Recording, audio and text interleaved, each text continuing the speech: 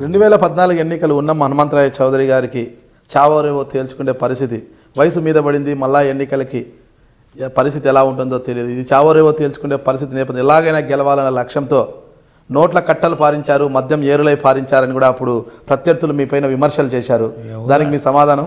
మా దగ్గర అంత డబ్బు లేదు. ఒకటి నెంబర్ 1 చంద్రబాబు నాయుడు ఇచ్చేటువంటి కూడా అది కూడా పెద్దగా లేదు, అటువంటి పరిస్థితి ఏం లేదు. కానీ వాస్తవంగా మేము ఖచ్చితంగా 100కి 100 రూపాయలు ఎవడు సర్పంచ్లు గెలిచిన పాటలే మేము ఖచ్చితంగా గెలుస్తామని మాకు అభిప్రాయం ఉంది.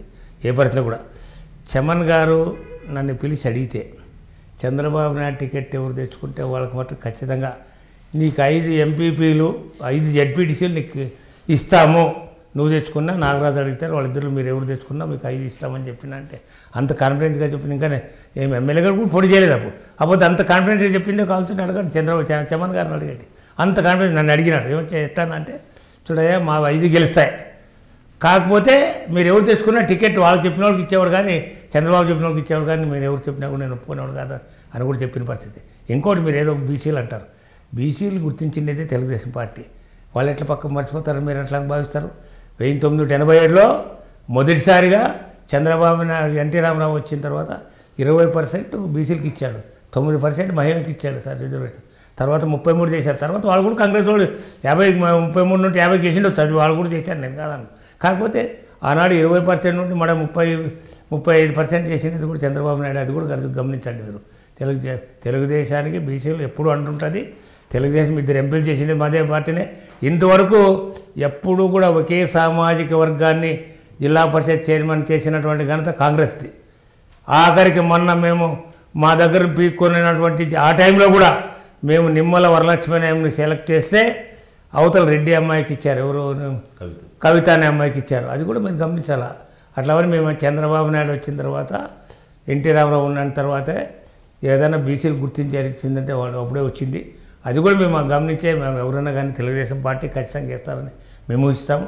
అదేవిధంగా రఘువీర్ రెడ్డి ఇక్కడ పోటీ చేయలేదు, మరి ఎవరో మీడియా వాళ్ళు కానీ అంతా మర్చిపోయినారు ఎందుకో. రఘువీర్ రెడ్డి ఎందుకో ఒక చిన్న తప్పుడు సాంకేతికం ఇచ్చేదానికి రఘువీర్ రెడ్డి పోటీ చేయలేదు. ఎందుకంటే తన మిత్రుడైనటువంటి వెంకటరామరెడ్డి పోటీ చేశాడు ఈడ ఎంపీగా. ఒక కమ్మోళ్ళ అబ్బాయి ఏం ఆ పిల్లోడు వాళ్ళ మనిషి ఉండొచ్చు కానీ వాళ్ళ తాత మంత్రి ఉండొచ్చు, ఆ అబ్బాయికి ఏముంది అని ఆ అబ్బాయిని తీసుకొచ్చి ఎంపీ క్యాండిడేట్ పెడతాడు. ఎట్లంటే కమ్మోళ్ళంతా ఇక్కడ చీలుతారు, ఇక్కడ ఎట్లా ఎమ్మెల్యే గెలుస్తాడు చంద్రబాబు ఎన్టీ రామారావు హనుమంతరాయ చౌదరి గెలుస్తాడు.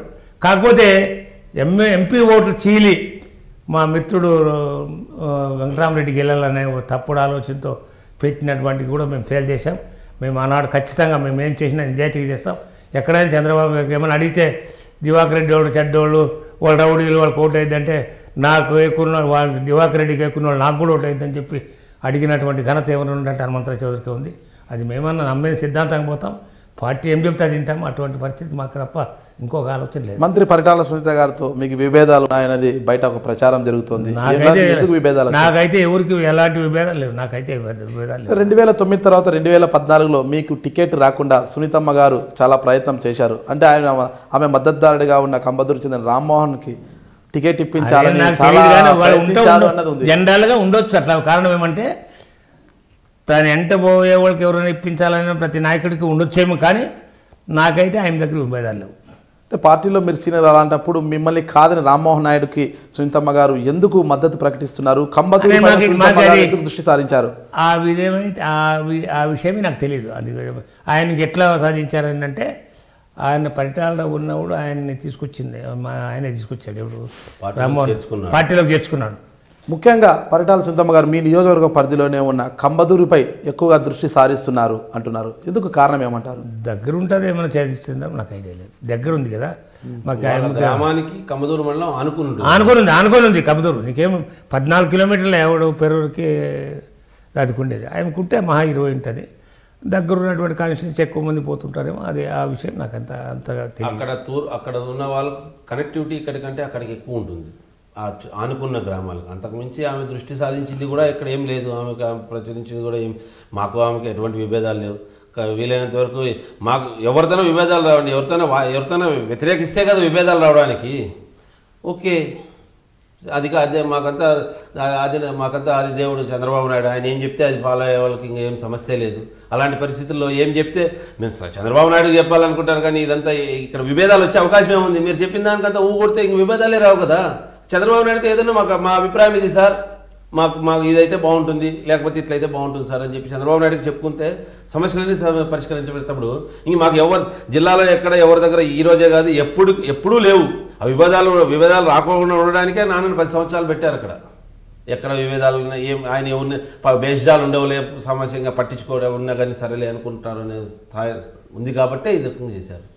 అంటే 2014 ఎన్నికల్లో మీ పార్టీ అప్పటి వరకు కాంగ్రెస్లో ఉన్న జేసీ దివాకర్ రెడ్డి రాష్ట్ర విభజన అనంతరం టీడీపీ తీర్థం పుచ్చుకున్నారు. అనంతపురం పార్లమెంట్ అభ్యర్థిగా బరిలోకి దిగారు. అందులో అనంతపురం పార్లమెంట్ పరిధిలో ఉన్న కళ్యాణదురంలో మీరు బరిలో ఉన్నారు ఎమ్మెల్యేగా. ఎమ్మెల్యే ఎన్నికలకు సంబంధించి మీకు జేసీ దివాకర్ రెడ్డి గారు 4 కోట్ల రూపాయలు అప్పుగా ఇచ్చారు. అంటే ప్రస్తుతం ఆ అప్పును తీర్చడానికి మీరు అడ్డదారులు తొక్కుతున్నారు అన్నది మీ ప్రత్యర్థులు బలంగా వాదిస్తున్నారు. సూటిగా 100 రూపాయలు ఎవరు చెప్పాడో నీకు ఎటువంటి ఇన్ఫర్మేషన్ లేదు. 100% రాంగ్. నేను ఆయనకు రూపాయి కూడా అప్పు లేను. ఏ పరిస్థితిలో కూడా 1 రూపాయి కూడా నేను ఆయన తప్పు తీసుకోలేదు. నాకు అబద్ధం చెప్పాల్సిన అగత్యం లేదు. నీకు అప్పు ఉన్నప్పుడు ఎవరైనా అప్పు లేదంటే ఇంకా ఎవడో నింటాడు. ఈ వార్తలు కూడా ఎవరు నింటారు కదా. ఇంకెవడో ఏమయ్యా పొద్దున్నే మోసుకొచ్చే పని, అది కరెక్ట్ కాదు. 100కి 100 రూపాయలు కూడా నాకు ఎలాంటి అప్పు దివాకర్ రెడ్డి గారు ఇవ్వలేదు. దానికి నీకు ఇంకా మిగిలిన వాళ్ళకి ఏదైనా సమాధానం చెప్పు. నాకు అడ్డదారులు దొక్కే పని అస్సలు అక్కర్లేదు. నాకు ఏదైనా కూడా ఏది కూడా నేను ఇంతవరకు 1 రూపాయి ఎవరి దగ్గర తీసుకున్నట్టు కానీ, మా పిల్లోళ్ళు కానీ నా కుటుంబ సభ్యులు ఎవరైనా తీసుకున్నట్టు కానీ నాకు చెప్తే నేను అనేకసార్లు పేపర్ స్టేట్మెంట్ ఇచ్చాను. ఇవ్వరాండి, మీకు వాళ్ళతో ఇంట్రెస్ట్తో పాటు ఇప్పిస్తాను, నీకు డబ్బులు నీ ఎదురుగా ఇప్పిస్తాను. ఇవన్నీ అబద్ధం మాటలు, అవన్నీ ఎవరు మాట్లాడేది కరెక్ట్ కాదు. మా అడ్డదారులతో అంటే అగత్యమే లేదు నాకు. మీ ప్రత్యర్థులు ఎందుకు మళ్ళీ అలాంటి విమర్శలు చేస్తున్నారు? మీరు 4 కోట్ల సరిపోకున్నాడు, యాభై దొరుకున్నాడు, ఎట్లా వేరే సబ్జెక్ట్ లేకున్నాడు అంతే కదా చేసేది. ఇప్పుడు సోమరి కాదు, నేను ఎవడు కూడా యాక్టివ్గా ఉంటాను.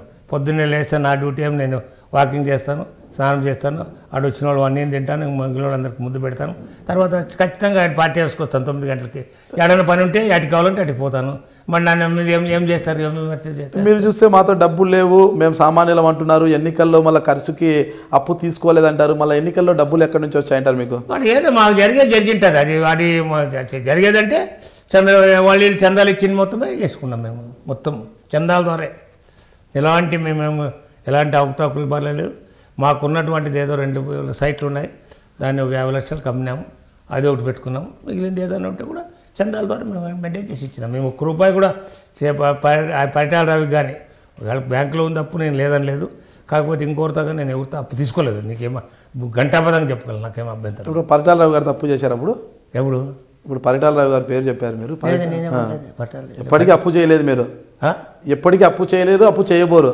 బయట కూడా ఒకసారి తీసుకునే మళ్ళీ ఇచ్చాను, దానికి సంబంధం లేదు. అట్లా లేదు, దానికేం చేసేది తీసుకుంటాం అంతే. ఎన్నికల్లో అయితే డబ్బు ఖర్చు పెట్టుకోకుండానే గెలుస్తాము అంటారు. లేదు, అట్లేదు. మేము డబ్బు ఖర్చు పెట్టినా మా అభిమానులు ఇచ్చినటువంటి మొత్తం తీసుకొని గెలిచాం మేము. ప్రత్యర్థులకు సమానంగా మీరు కూడా డబ్బు ఖర్చు పెట్టారు ఎన్నికల్లో?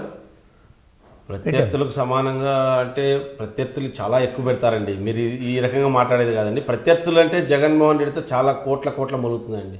ఆయన చాలామందికి చాలా రకాలుగా డబ్బులు ఇచ్చి ఏదో చేస్తాడండి. ఆ డబ్బుతోనే శాసించే పరిస్థితి అయితే రాజకీయాలు మళ్ళీ పంచాయతీ ఎలక్షన్లో మళ్ళీ డబ్బులు మాకు మేము అధికారంలో లేము, ఎవరితోనే మామూలుగా గెలిచాం, అన్నీ గెలుస్తున్నాం పంచాయతీ అయితేనే మన ఇంట్లో. మరి దివాకర్ రెడ్డి ఎంపీటీసీ జెడ్పీటీసీ ఎన్నికలు జరిగే నాటికి దివాకర్ రెడ్డి రాలేదు, పార్టీలోకి రాలేదు. ఆ రోజు కూడా డబ్బు ఏం లేదు, ఆ రోజు కూడా ఖర్చు పెట్టి ఆ రోజు కూడా ఎవరికి తోచినట్లు వాళ్ళు చేసుకున్నారు. మాకు స్ట్రాంగ్ హోల్డ్ ఉందండి. స్ట్రాంగ్గా పార్టీ యొక్క కార్యకర్తలు ఎలాంటి వాళ్ళు అంటే ఏదైనా కానీ దూకుదాం, పార్టీ ఆదేశించింది మిద్దె మీద నుంచి దూకాడు కిందికి అంటే దూకే అంత స్ట్రాంగ్ కార్యకర్తలు ఉన్నప్పుడు వాళ్ళు ఏమైనా చేయడానికి. మీరు మద్యం అన్నారు, మద్యం 1 రూపాయి కూడా మద్యాన్ని ఖర్చు పెట్టలేదు. గంటాపదంగా చెప్తాం. మేమెవరూ మద్యం వ్యాపారంలో లేము.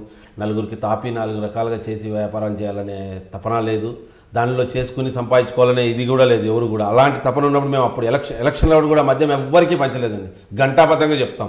కొద్దిగా డబ్బు అందరితో తీసుకున్నది డబ్బు ఖర్చు పెట్టినాం, కానీ మద్యం విషయంలో ఎవ్వరికి ఒక్క మద్యం కూడా మేము ఎక్కడ మద్యం మాట్లాడించలేదు. మద్యం గురించి ఆలోచించలేదు.